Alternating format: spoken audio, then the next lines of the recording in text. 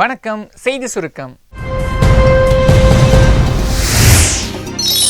மோடிக்கு மம்தா வருஷம் குர்தா பரிசளிப்பாங்களாம். அரசியலுக்கு அப்பாற்பட்ட விஷயங்களை பற்றி நடிகை அக்ஷய்குமார் கூட பிரதமர் மோடி ஒரு இன்டர்வியூவில் பேசியிருக்காரு. ராணுவத்தில் சேர்ந்து நாட்டுக்கு சேவை செய்யணும்னு தான் ஆசைப்பட்டேன். பிரதமர் ஆகணும் அப்படின்னா ஒரு நாளும் நினச்சதில்லை.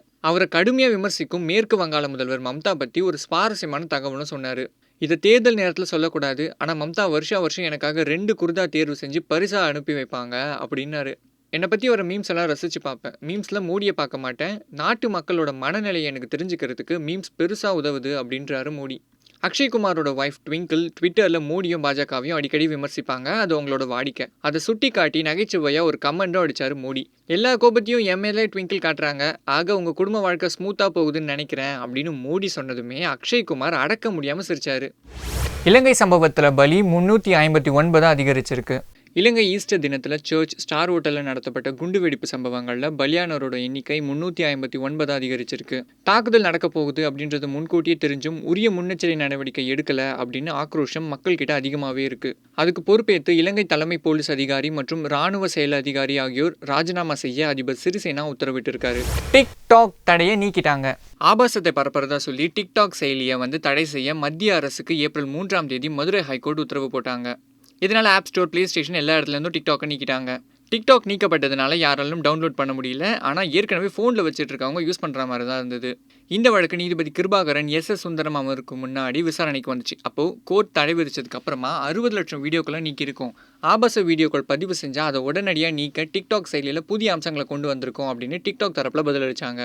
அதை ஏற்றுக்கிட்ட நீதிபதிகள் ஆபாச வீடியோக்கள், சமூக சீரழிவை ஏற்படுத்தும் வீடியோக்களை பதிவேற்றம் செய்யக்கூடாது அப்படின்னு நிபந்தனைகளோட டிக்டாக் தடையை நீக்கி உத்தரவிட்டாங்க.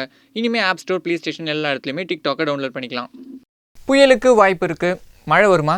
தெற்கு வங்கக்கடலின் மத்திய பகுதியில் வியாழக்கிழமை குறைந்த காற்றழுத்த தாழ்வு பகுதி உருவாக வாய்ப்பு இருக்குது. அது 27, 28 தேதிகளில் புயலாக வலுப்பெற்று தமிழகத்தை நோக்கி நகரக்கூடும்னு சென்னை வானிலை மைய இயக்குனர் பாலச்சந்திரன் சொல்லியிருக்காரு. அடுத்த 24 மணி நேரத்தில் தமிழகத்தின் உள் மாவட்டங்களில் சில இடங்களில் மழை பெய்ய வாய்ப்புள்ளதாகவும் அவர் சொல்லியிருக்காரு. தெற்கு வங்கக்கடலின் மத்திய பகுதிகளில் நாளை, அதாவது ஏப்ரல் 25ஆம் தேதி குறைந்த காற்றழுத்த தாழ்வு பகுதி உருவாகக்கூடும். இது ஏப்ரல் 26ஆம் தேதி காற்றழுத்த தாழ்வு மண்டலமாக வலுப்பெறக்கூடும்.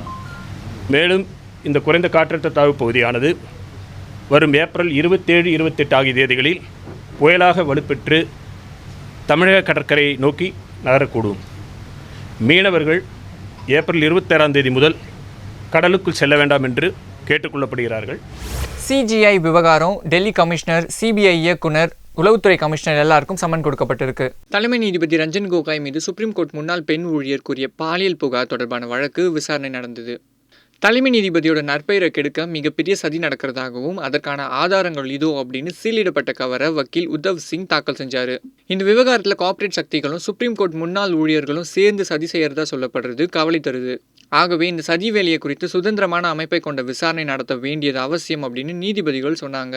இந்த விவகாரம் பற்றி விசாரிக்க சிபிஐ இயக்குனர் ரிஷிகுமார் சுக்லா, டெல்லி போலீஸ் கமிஷனர் அமுல்யா பட்நாயக், உளவுத்துறை இயக்குனர் ராஜீவ் சிங் ஆகியோரை நள்ளிரவு 12:30 மணிக்கு நீதிபதிகள் சேம்பரில் ஆஜராக சுப்ரீம் கோர்ட் உத்தரவிட்டது. இதனிடையே தலைமை நீதிபதி மீது புகார் கோரிய பெண் மீது புதிய மோசடி வழக்கை டெல்லி போலீசார் பதிவு செஞ்சிருக்காங்க. வேலை வாங்கி தரதா சொல்லி நவீன்குமார் என்பவர்கிட்ட பணம் வாங்கி கொடுத்து மோசடி செஞ்சதா அவர் மேலே வழக்கு சாட்டப்பட்டிருக்கு. அந்த பெண் ஏற்கனவே 3 வழக்குகளில் இருக்காங்க. சில நாட்கள் ஜெயிலையும் இருந்திருக்காங்க. திருநங்கையோட திருமணத்தை பதிவு செய்ய உத்தரவிட்டிருக்காங்க. தூத்துக்குடியை சேர்ந்த ஸ்ரீஜா அப்படின்ற திருநங்கைக்கும் அருண்குமார் என்ற வாலிபருக்கும் கோவிலில் திருமணம் நடந்தது. இவங்களோட திருமணத்தை பதிவு செய்ய சொன்னால் பதிவாளர் மறுத்துட்டாரு. அதனால இவங்க மதுரை ஹைகோர்ட்டில் வழக்கு போட்டாங்க.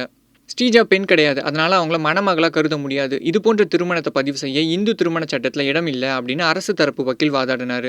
திருநங்கைகள் 3ஆம் பாலினமாக சுப்ரீம் கோர்ட் அங்கீகரிச்சிருக்காங்க. மனைவியாகவோ கணவனாகவோ விருப்பப்படி வாழ திருநங்கைகளுக்கு உரிமை இருக்கிறதா சொன்ன நீதிபதிகள் அருண்குமார் ஸ்ரீஜா திருமணத்தை பதிவு செய்ய அரசுக்கு உத்தரவிட்டாங்க.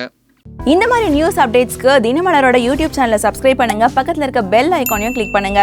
ஃபேஸ்புக், ட்விட்டர், இன்ஸ்டாகிராம்னு எல்லாத்தையும் ஃபாலோ பண்ணுங்க.